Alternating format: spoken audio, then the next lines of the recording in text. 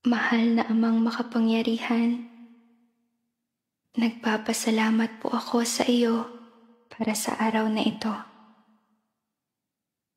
Salamat po sa pananahan sa aking puso at sa puso ng mga naniniwala at nagtitiwala sa iyo. Ama, lagi ka po naming kailangan. Ang iyong pag-ibig ay nagbibigay po sa akin ng lakas ng loob, lakas at seguridad. Ama, nananalangin po ako para sa mga pagpapala sa aking pamilya. Naway mas magkaunawaan po kami, magmalasakit sa isa't isa, walang awayan, at mapuno ng kapayapaan.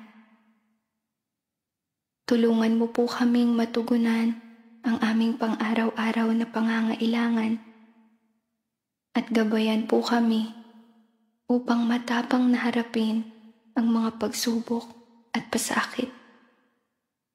At bigyan po kami ng karunungan upang malutas ang mga hamong ito.